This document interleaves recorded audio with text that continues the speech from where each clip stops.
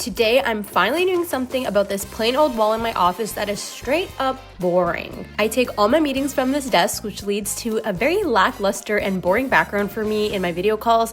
And as an artist, that is so not on brand. We're planning, we're painting, we're framing, we're installing, and we're gonna have a lot of fun while doing it. So let's get into it. So first things first, we got a plan. The walls in this room have actually never been painted yet, and instead of putting the frames on this plain white wall, I kind of want to paint it a little bit to give it a bold look, but at the same time, not make it too congested. So in order to achieve that, we got to plan it out. So I am going to take a photo of this plain wall and super roughly draw on top of the photo of what it is that I want to paint. This can be super rough. It doesn't have to be perfect. It's just so you have an idea of what the wall is gonna look like. I'm most definitely gonna paint the wall pink. I have like a light pink color that I think could look really cute and subtle. It's kind of like almost white, but it has a pink hue to it. This was option number one. I really want to do green. I think green would go well with my plant, with the couch, with the chair, everything. I just like green. I feel like it would make it more lively. So here's number one. These are supposed to be the frames. That's just like a rough placeholder for the frames for now. Option two is just one big green swirl in the middle. Option three is adding a little bit of darker green circles around it to just add a little bit. And option four is adding some pink flowers. Again, this is super rough, so obviously it's not gonna look like this. I have an issue to kind of go above and beyond in terms of extraness in what I add to my artwork, illustrations, murals, etc.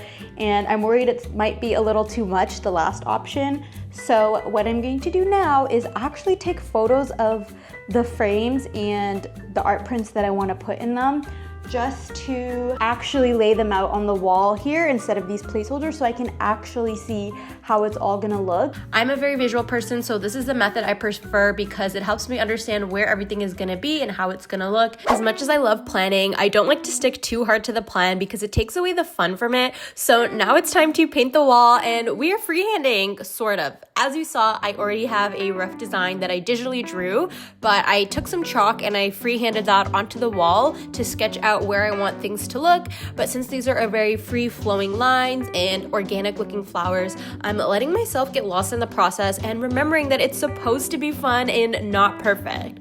It took me about a day to paint the plain wall, and I let it dry overnight to really let the paint cure. And then the next morning I came in and painted the flowers, the swirls, and everything like that. It didn't take more than a couple hours because I kept it pretty simple, but feel free to go in and make any design you want, or you can leave it plain and simple as well. Either would look good. Okay, back to the frames now. I know we're switching back and forth here, but most of my frames that I already pre-purchased were white, but I did have some that are not white. And because my wall is so colorful and my prints are so colorful that I'm going to be using, I wanted to make sure that my frames were all one color so that it helped the eye a little bit and it wasn't too overwhelming like I've been saying. So these three frames over here needed to be turned into white, and what better way to do it than to spray paint. So we are going to remove the glass from the frame, of course, and the image if you have one in it, and go crazy. Don't make the mistake of doing a second layer while it's still wet, because I did that and I messed up the frames a little bit. So make sure that between each layer of spray paint, you're letting the paint fully dry and then going in and doing a second coat if you need it.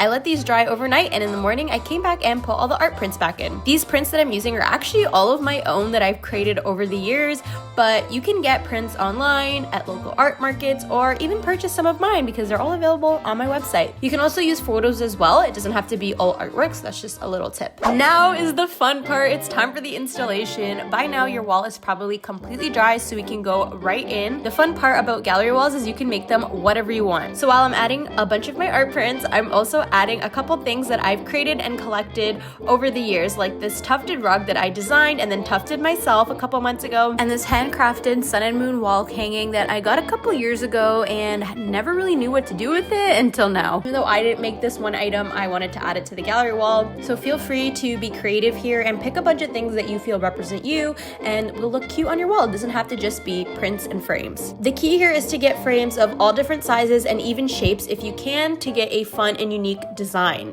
Since we already made a rough plan of where the frames are gonna go digitally, this part should be easy. You basically are just nailing nails into the wall and hanging them. I actually got my dad to help me install these because alas, I'm just a girl and hammering and nailing things is so not my forte. I'm the creative person. I'm not the hammerer, that's my dad's. And there you have it, your very own personalized gallery wall to hold your favorite photos, art prints, creations, knickknacks, whatever you have it. This has definitely spruced up my meeting backgrounds and it's also given me a fun place to film all my content with. Like, I'm so happy with how it turned out. I also feel super inspired now entering my office and it has just become a great place for me to create.